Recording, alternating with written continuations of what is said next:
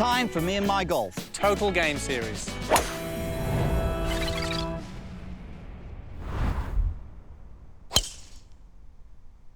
Well, that was pretty decent. Pretty good shot there, Piers. I think I'd probably 20 yards past you on that one. Well, maybe we can get a little bit more out of you.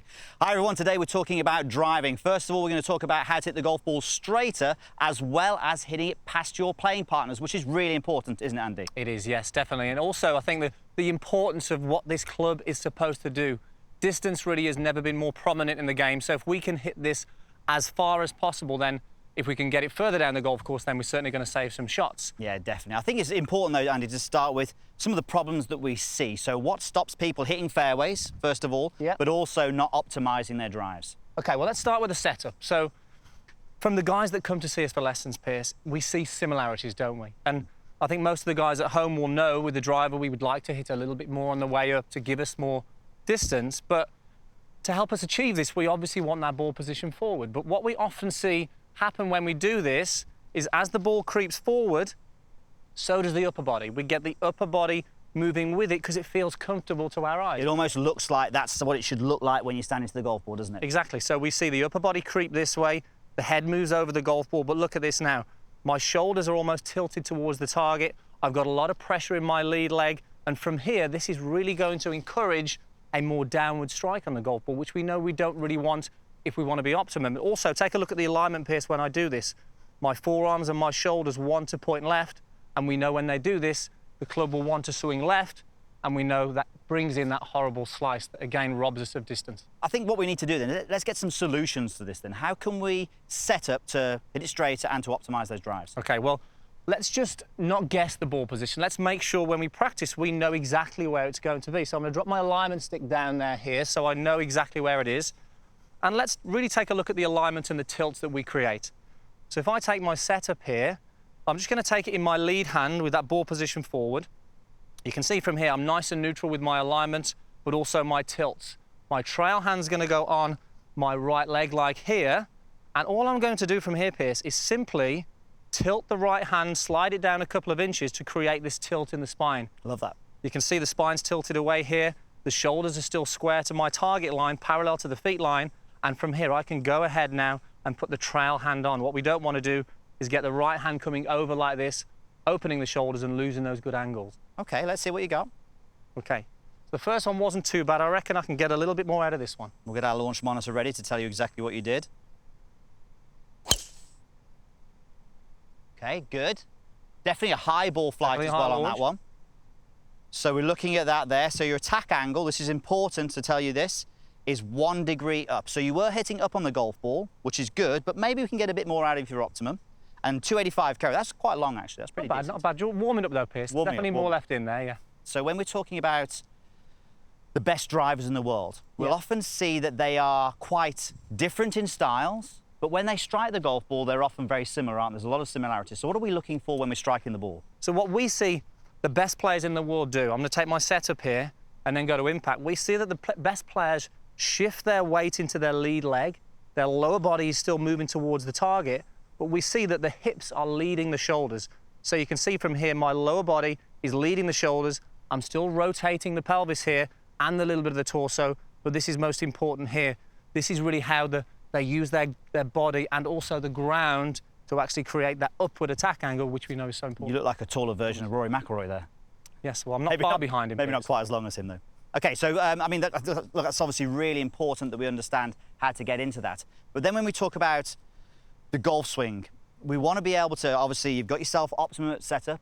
We know what we want when we hit the golf ball, but what are we talking about in our backswing to help us to do this? The lead shoulder is important for this. So if I take my setup here, the lead shoulder, think about this, the lead shoulder will influence the low point.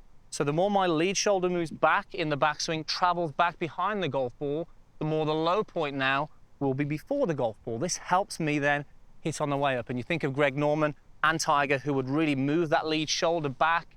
It would travel a lot in the backswing. Some of the guys, the golfers that we coach, Piers, they will come to us. They'll be first left-sided, they will swing, and that left shoulder really hasn't moved very far. And we know then from there that low point is going to be way after the golf ball. And from there, that's really what we're not looking for with the driver. And just quickly on that there as well, just want to make sure that people don't get this wrong, because sometimes when we talk about the left shoulder having a wider journey on the way back, sometimes the lower body moves off the ball, doesn't it? Just explain that for us. Okay, yeah, so the left shoulder moves back, but obviously we don't want this sway, the lower body moving away from the target. We don't really want that. We want a good, stable lower body that rotates, but the upper body sort of moves and winds up over the lower body. That really, we hear loading the right leg a lot in golf, Piers. That really helps us load the right leg, and then from here we are ready then to use the lower body and hopefully achieve this impact that we want. Yeah, because I really like that, because as you say, obviously this setup is priming you, but now you still have to finish it off and obviously do that. Okay, so let's get our launch monitor ready again. So obviously you're going to prime the setup, yep, and you're going to have this feeling of the left shoulder exactly in the back. So I'm going tilts, really getting that setup primed. Now I'm feeling that lead shoulder travel back behind the golf ball from here. I really feel behind it there, Piers, and there's only one way it's going from that. That's up in the air. Okay, let's see if I can get a few more yards for you, Piers. Yeah, you still don't forget, I still think you're 20 behind me, not 20 ahead of me. That's very nice. And straight as well. And we talk about this, I'll come to that in a moment, but that's really good. Okay, so attack angle 3 degrees up, 5 yards further, 290, just under 290. So 5 yards further, that was pretty good. Yeah. But I think it's really, you know, it's really important to, we often talk about this, that when people optimize, they often get straighter as well, don't they? I do, yes. So what optimizes people definitely helps them become more accurate as well. So if you can combine the two, then it's a win-win. Okay, sounds like you need to give that a go.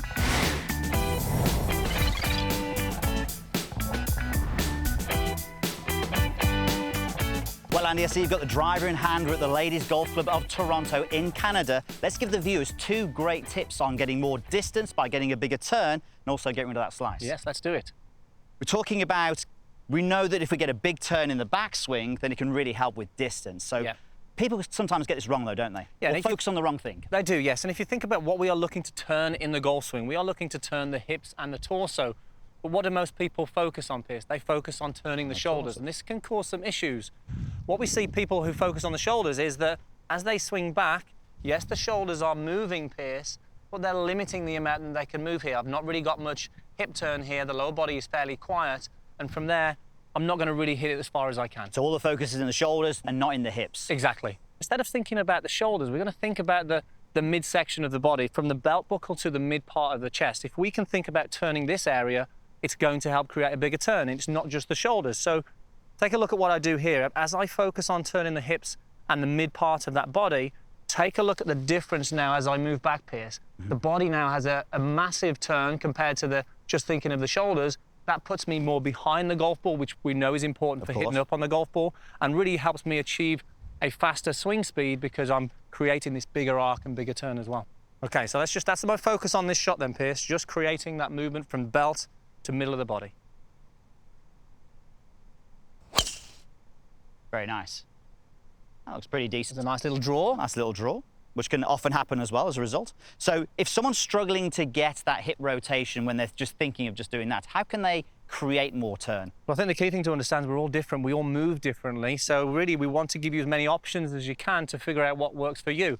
So if you're struggling to create a little bit of a turn, we're just going to focus on the lead knee. So if I swing back now, I'm still got this thought in mind here, but as I swing back, I'm really going to allow my lead knee to actually move in behind the golf ball. And as I do this, it really helps me turn the hips and turn the torso. If I really keep these legs too still, Piers, it's very difficult to turn the hips and get any of that wind up that we need as well. Let's see you hit one now with getting that lead knee in. I like this. So it's just literally that lead knee there. Moving in behind the ball. Yep. Very good. You've been better, that one, but I'm getting better, Piers. You're getting better. Well, that was a draw, but let's just say someone's slicing it. Come on, let's fix the slice. Okay, fixing the slice. Let's talk about improving the path to face, Piers. That's the important thing. Now, if we slice the golf ball, then we know that the face is open to the path. So if we can actually give the guys at home a drill that focuses on what they do past impact, it really shapes what you do before. So let's look at what somebody would do if they slice it. A common thing that we see, as the club swings down, it swings a little bit too much to the left. But what we see is the face doesn't really rotate that much. So you can see here the club is swinging left, the toe of the golf club isn't really elbows could be splaying as well. We see this definitely a common thing there, Piers. So if we can improve the face past the golf ball, it's certainly going to change the flight. Okay. And think about the best drivers in the world, we see them do this. Past impact, we will see the toe of the club accelerating past the heel quite aggressively here, Piers. So let's take a look at the drill. Alignment stick. These are so easy and so practical. All I'm going to do is put it on the ground here, Piers. Take my setup to the front of the alignment stick. So that's your target line? Target line there. Now, my drill, this is all I'm going to do. I'm going to make a little backswing, and on the way through, I'm going to really feel as if the toe of the club passes the heel so much that by the time I can see the leading edge, it is covering the end of the alignment stick. Love that. But it's parallel to the alignment stick as well. I don't want it here. I want it parallel to that alignment stick. That ball is not going to go to the right if I do that. Very much exaggerating that release and also getting the path a little bit more out to the right as a result. Exactly, not this way. It is definitely feeling more right, but that club face is working a lot harder. And this is definitely an exaggeration drill, but you put this into the feeling in the golf swing, it certainly changes a lot of things. All right, let's see you hit it then. I love this. So this is not going to go to the right, Piers. This is probably going to go a little bit further left than you've hit the last couple. Okay, so just going to get that same feeling now on the way through. I expect this one a bit more shape. And it's no surprise there. Very much going to the left. All right, absolutely fantastic. Two fantastic drills there to help you get the ball further down the fairway and stop it slicing to the right.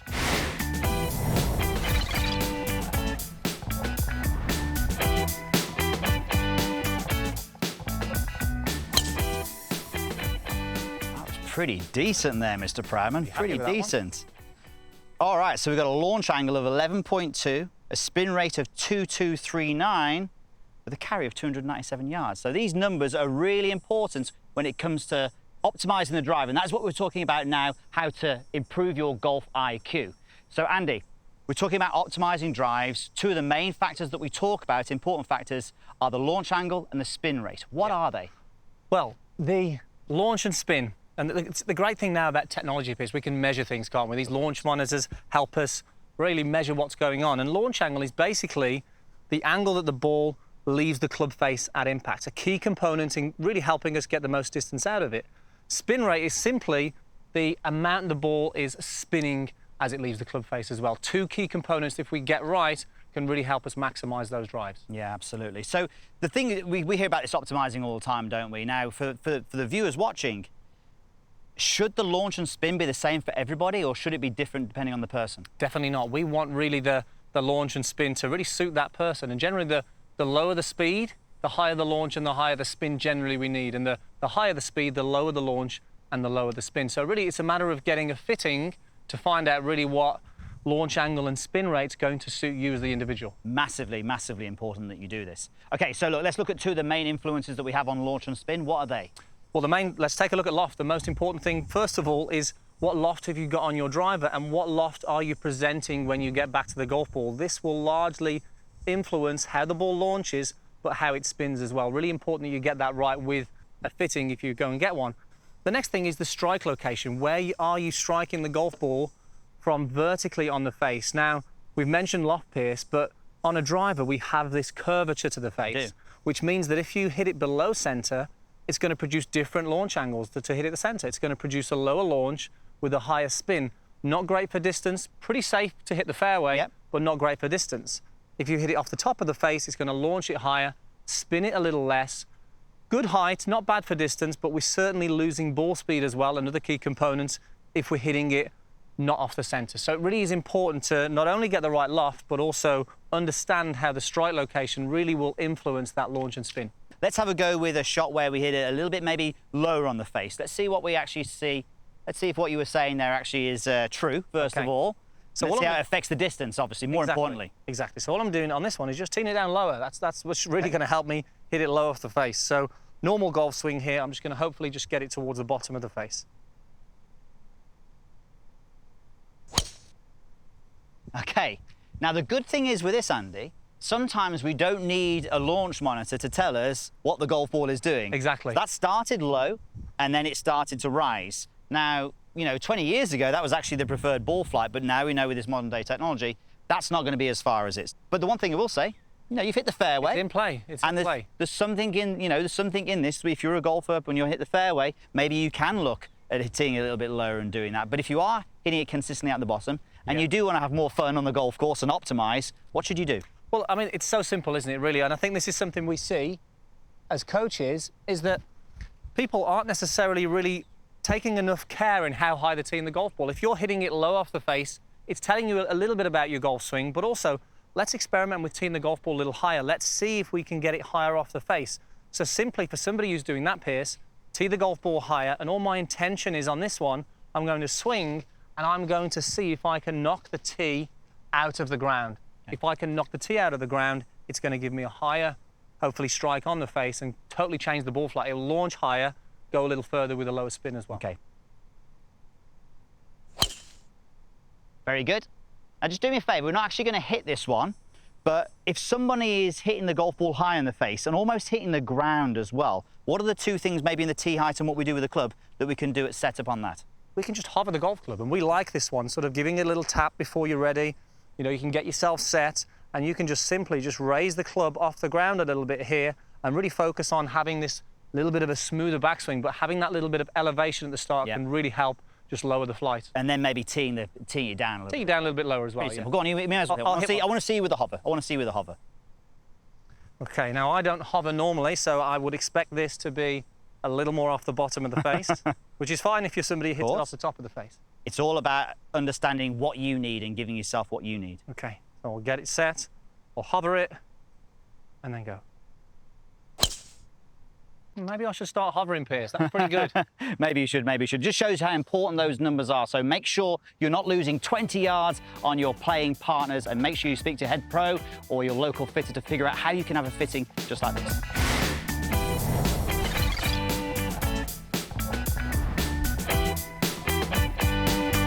Now, Andy, I know you love a bit of hairspray, but seriously, bringing it on set when we're filming? You never know when you need it, Piers.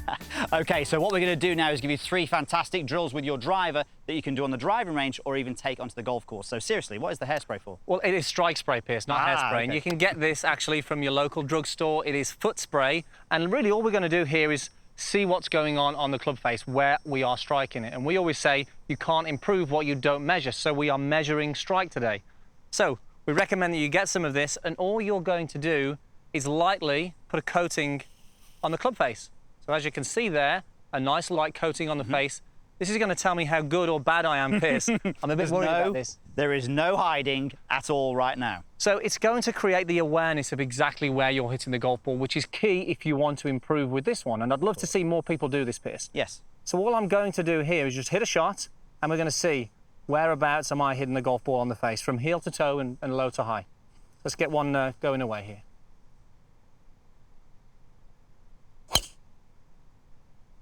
Okay, not a bad drive there. Let's take a look at that. Oh.